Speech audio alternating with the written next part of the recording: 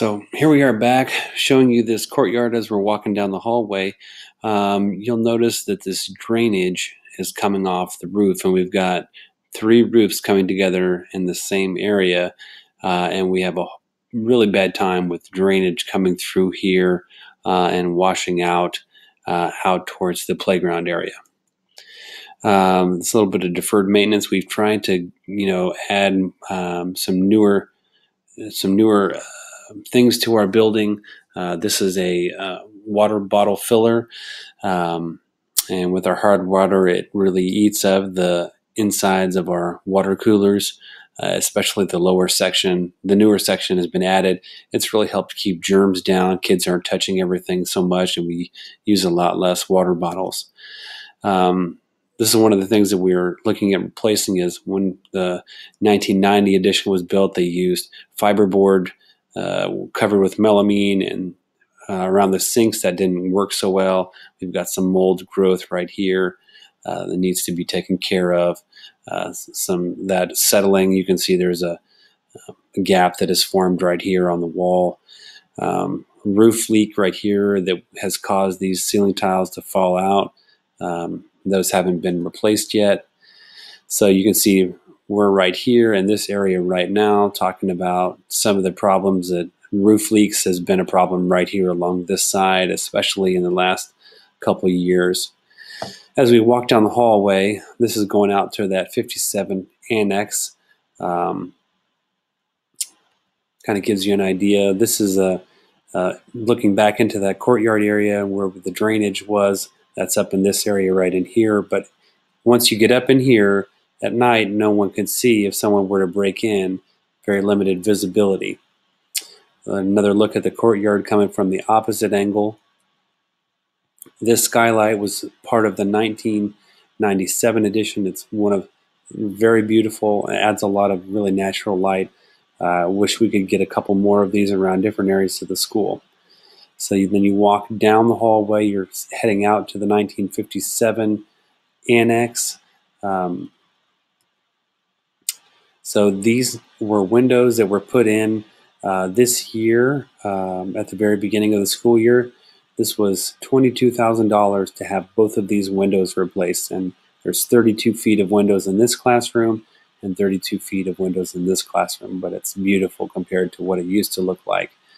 One of the maintenance problems of this 57 edition was this ductwork here was poured, was underneath the concrete slab, and when the concrete was poured on top of the ductwork, it collapsed the ductwork and limits the air flow in this classroom right here. So that's where we just were, right out in here. So talking about the Four Horsemen, looking at mold, this is the basement below the 1957 edition on the right-hand side, or the west side. So we've got a floor drain here, and this is where we started. The teacher down here was getting really bad allergies, so we did an air test and found that we had a lot of mold growth in this basement. So there's a closet down here, and in that closet there are two HEPA air filters that we bring out at night to run. It helps to control the amount of mold in the air. And with these floor drains and being that's in a basement with kids in there all day, it's not the best situation. So there's that other floor drain. Here's some asbestos that we have in our boiler room area. This is another issue that bothers me. It's not necessarily part of the Four Horsemen, but looking at, this is a 10,000 gallon propane tank that we have sitting within 100 feet of the school.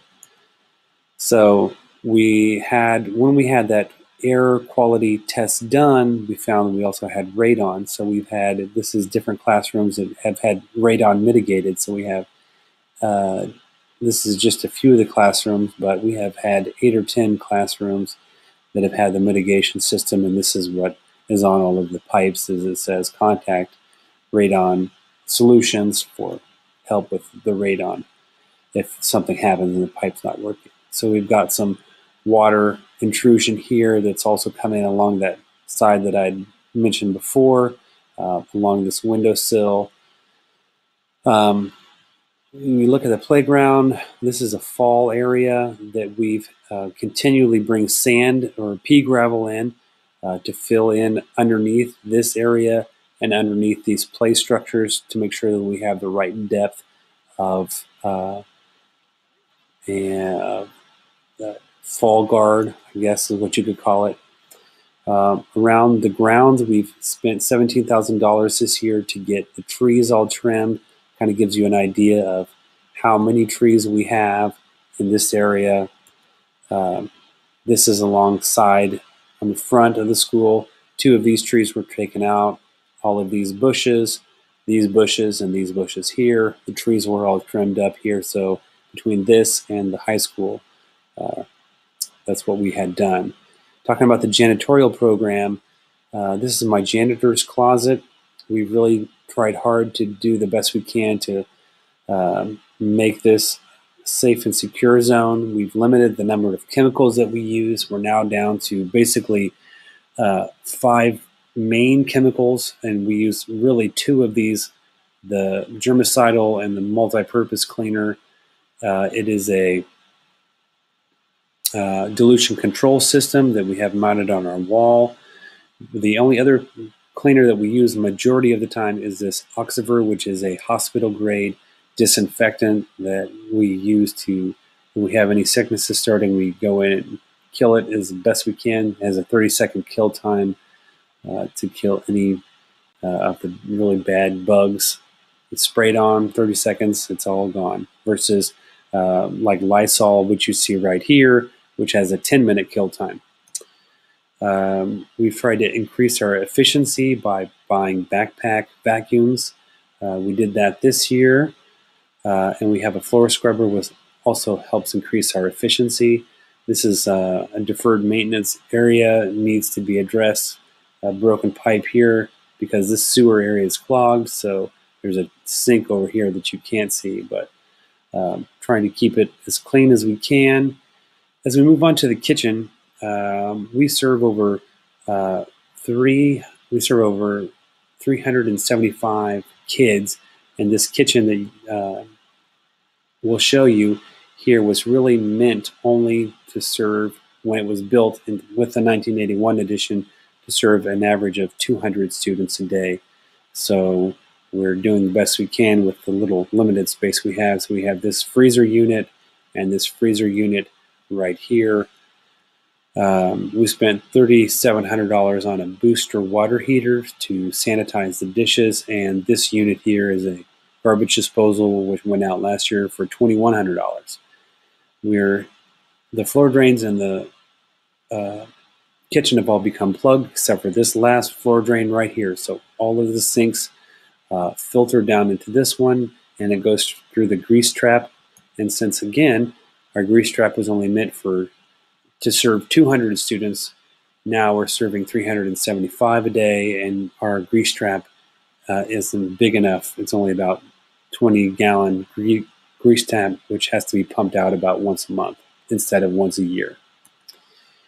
This goes down to our boiler room. You can see the mechanical room right here. The electrical, you go around the corner and we have 2 gas-fired water heaters.